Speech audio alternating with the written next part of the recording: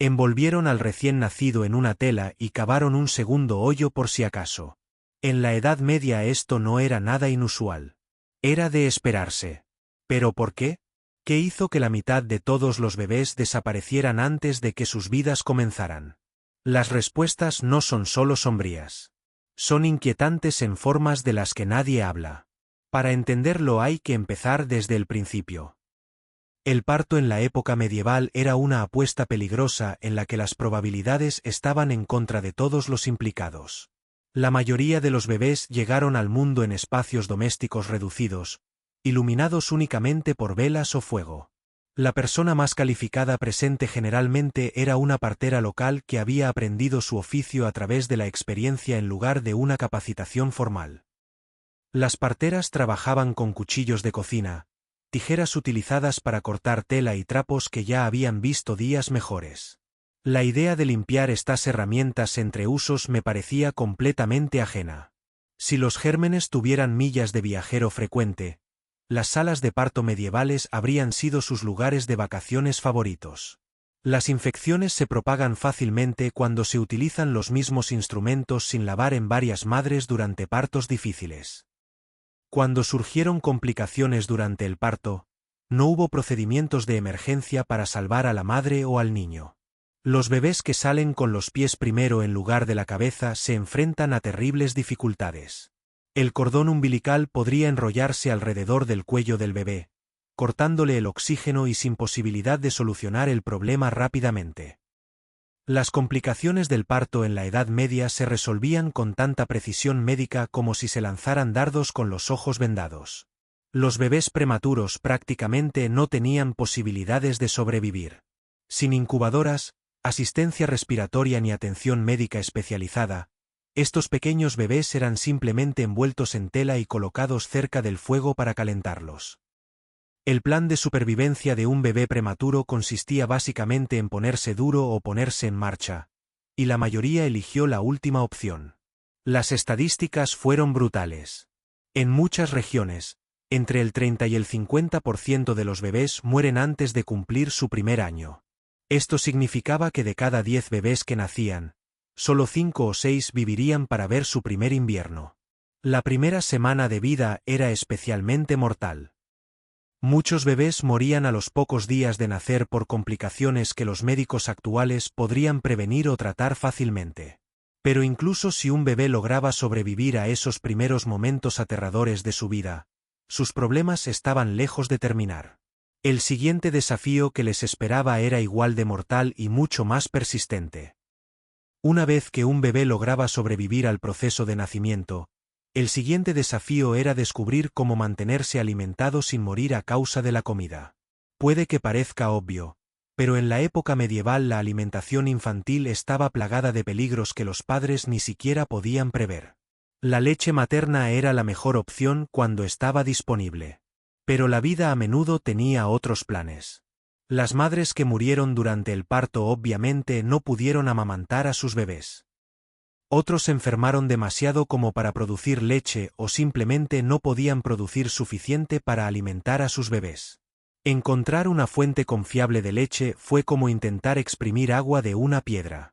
Excepto que a veces la piedra era tu única opción.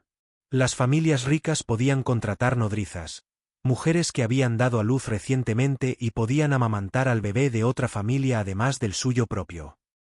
Encontrar una buena nodriza era más difícil que encontrar una aguja en un pajar, especialmente cuando el pajar estaba lleno de mujeres que podrían envenenar accidentalmente a tu bebé.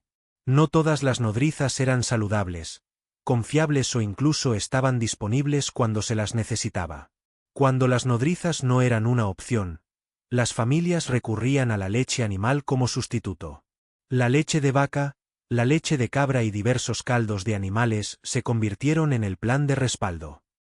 El problema era que estas alternativas a menudo estaban contaminadas con bacterias y no estaban diseñadas para la digestión de los bebés humanos.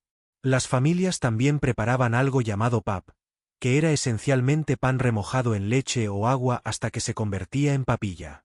Esta mezcla llenaba los estómagos de los bebés, pero aportaba poco de la nutrición que los niños en crecimiento realmente necesitaban. Darle papilla a un bebé era aproximadamente equivalente a echarle jarabe de arce a un coche de carreras. Podría funcionar durante un tiempo, pero no iba a ganar ninguna carrera. Los recipientes utilizados para la alimentación eran caldo de cultivo para bacterias peligrosas. Las familias no tenían conocimiento sobre la esterilización, por lo que los paños y cuencos para comer rara vez se limpiaban adecuadamente. Sin refrigeración, la leche se echa a perder rápidamente cuando hace calor. Mientras los padres luchaban con estos problemas de alimentación, surgió otro desafío que pondría a prueba a las familias de formas inesperadas, obligándolas a tomar decisiones que equilibraban el amor con la dura realidad. La relación entre las familias medievales y sus recién nacidos se complicaba por la dura realidad de la mortalidad infantil. Los padres desarrollaron estrategias de afrontamiento que hoy podrían parecer extrañas o despiadadas, pero que tenían mucho sentido en un mundo donde los bebés morían con una frecuencia alarmante. Muchas familias retrasan intencionalmente el bautizo de sus hijos recién nacidos durante días o incluso semanas después del nacimiento. Esto no se debió a que olvidaran o no les importara el bienestar espiritual de su bebé, sino a que querían ver si el niño sobreviviría lo suficiente para que la ceremonia valiera la pena. Apresurarse a bautizar a un bebé que podría morir al día siguiente era como comprar entradas para un concierto para alguien que quizá no se presentara. El proceso de nombramiento siguió una lógica similar. Mientras que los padres modernos pueden pasar meses debatiendo entre diferentes nombres, las familias medievales a menudo esperaban para ver si su bebé viviría lo suficiente como para necesitar realmente un nombre. A muchos recién nacidos se les llamaba simplemente bebé o pequeño hasta que sus padres confiaban en sus posibilidades de supervivencia. Ponerle nombre a un recién nacido de inmediato fue como pedir una silla que podría derrumbarse antes de que pudieras sentarte.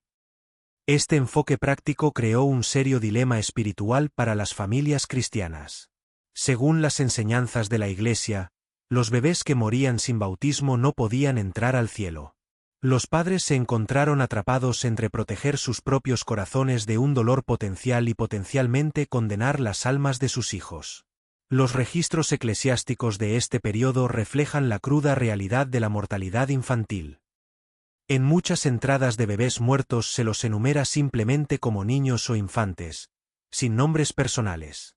Estas entradas anónimas representan miles de pequeñas vidas que terminaron antes de tener la oportunidad de desarrollar identidades individuales. La distancia emocional que mantenían las familias no era crueldad, sino más bien supervivencia psicológica. Enamorarse de cada bebé era como adoptar cada animal callejero que entraba en tu jardín. Noble en teoría, pero devastador en la práctica. Sin embargo, mientras las familias luchaban con estos dilemas espirituales y emocionales, el mundo físico que rodeaba a sus bebés estaba creando su propio conjunto de problemas mortales que la mayoría de los padres ni siquiera podían ver. Las casas medievales eran esencialmente trampas mortales diseñadas por personas que no tenían idea de que estaban creando carreras de obstáculos para bebés. Las condiciones de vida que las familias consideraban normales horrorizarían a los padres modernos. Pero la gente medieval no tenía forma de saber que su entorno cotidiano estaba matando lentamente a sus hijos. El agua limpia era tan escasa como los unicornios en la mayoría de las comunidades medievales. Las familias recogían agua de ríos, pozos y manantiales que periódicamente estaban contaminados con desechos humanos, animales muertos y escorrentías industriales de fuentes situadas aguas arriba. El suministro de agua local tuvo más huéspedes no deseados que una fiesta en una casa que se salió de control. La eliminación de residuos se manejaba con toda la sofisticación de arrojar la basura por la ventana y esperar que desapareciera. La mayoría de las casas no tenían instalaciones sanitarias interiores ni sistemas de alcantarillado organizados. Los desechos humanos eran arrojados a las calles, arrojados desde las ventanas de los pisos superiores o recogidos en pozos excavados peligrosamente cerca de casas y fuentes de agua. La gestión de residuos medieval seguía la antigua filosofía de ojos que no ven, corazón que no siente. Excepto que nunca estuvo realmente fuera de la vista. Los pisos dentro de las casas medievales generalmente estaban hechos de tierra compactada cubierta con juncos, paja u otros materiales vegetales. Si bien esto puede sonar rústico y natural, Estos revestimientos de piso absorben derrames, restos de comida, orina y otros fluidos corporales, creando un caldo de cultivo permanente para bacterias y parásitos. Caminar sobre un suelo medieval era como caminar de puntillas por un experimento científico que se había dejado crecer durante meses.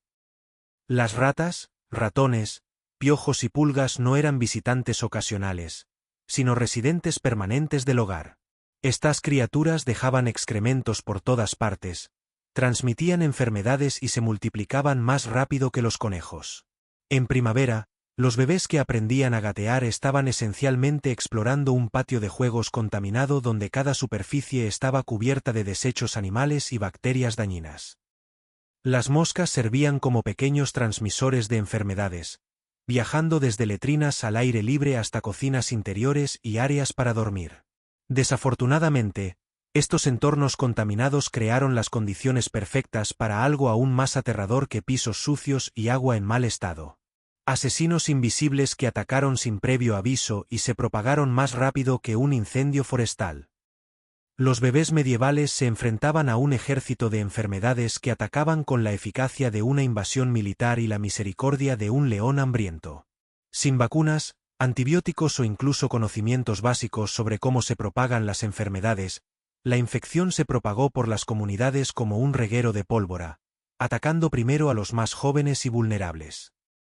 El sarampión era una de las enfermedades más temidas por los niños y se propagaba por las comunidades a una velocidad aterradora.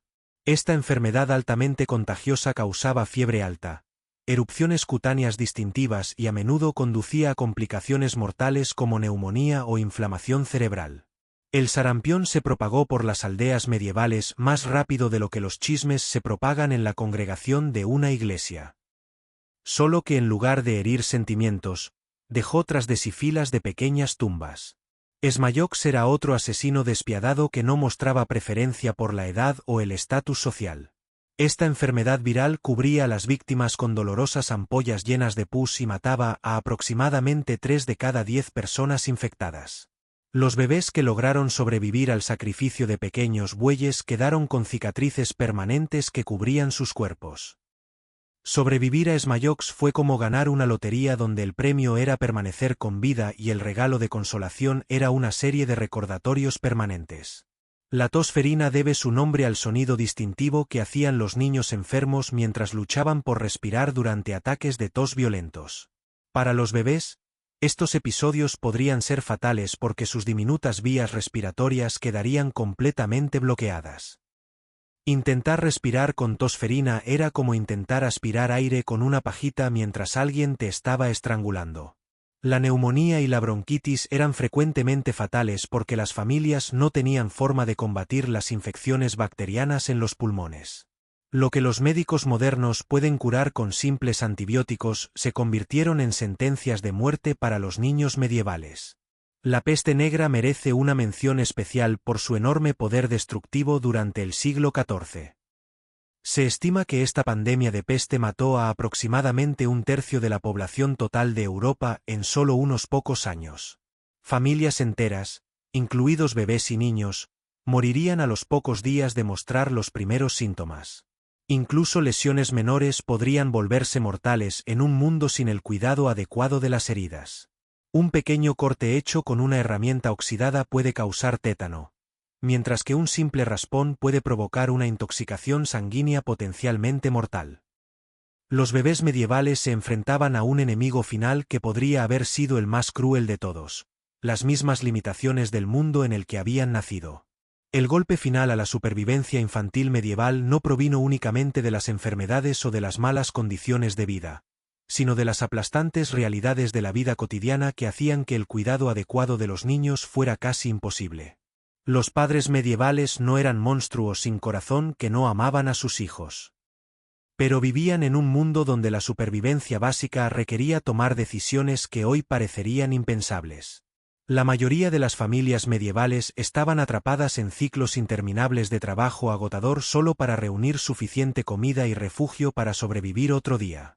Los padres trabajaban desde el amanecer hasta el atardecer en campos, talleres o mercados, lo que les dejaba poco tiempo y energía para supervisar atentamente a sus hijos. El cuidado de los niños no era algo que se pudiera delegar a una niñera profesional cuando el cuidador más calificado probablemente era un hermano de 12 años que también era responsable de alimentar al ganado y acarrear agua. Envolver al bebé en pañales era una práctica muy extendida que a veces causaba más daño que beneficio. Los padres envolvían a sus bebés con fuerza en tiras de tela, creyendo que esto ayudaría a que sus extremidades crecieran rectas y evitaría que se rascaran con las uñas. Sin embargo, algunas familias envolvían a sus bebés tan fuertemente que no podían respirar adecuadamente o sufrían de circulación sanguínea restringida. Se supone que envolver al bebé en pañales lo mantendría a salvo. Pero a veces funcionaba tan bien como envolver un regalo tan fuerte que aplastaba lo que había dentro. Las duras matemáticas de la economía familiar medieval obligaban a los padres a tomar decisiones desgarradoras sobre dónde concentrar sus recursos limitados. Las familias con muchos hijos a menudo concentraban su atención y su comida en los niños mayores que ya habían demostrado que podían sobrevivir. Era como verse obligado a elegir qué plantas regar durante una sequía cuando solo tenías agua suficiente para la mitad del jardín. Las altas tasas de natalidad significaban que muchas familias tenían más hijos de los que podían alimentar o cuidar adecuadamente. En un mundo sin métodos anticonceptivos confiables, los bebés llegaban independientemente de que las familias estuvieran preparadas o no. Las condiciones de vida superpobladas hicieron que la atención individualizada fuera casi imposible para la mayoría de las familias. A menudo, varias generaciones compartían habitaciones individuales con abuelos, padres, hijos, y a veces, sirvientes, todos durmiendo y viviendo en el mismo espacio reducido. El costo emocional de perder un hijo tras otro creó comunidades donde la muerte infantil se normalizó a un nivel impactante. Los padres aprendieron a limitar su inversión emocional en los recién nacidos porque el dolor psicológico de las pérdidas repetidas era simplemente insoportable. Estas presiones sociales y económicas completaron una tormenta perfecta de factores que hicieron de la infancia medieval uno de los periodos más peligrosos de la historia de la humanidad. Explicando por qué tantas pequeñas vidas terminaron antes de tener una oportunidad real de comenzar. Cuando todos estos desafíos se combinaron, los bebés medievales enfrentaron dificultades que harían llorar a los padres modernos. Sobrevivir para ver tu primer cumpleaños fue un logro notable.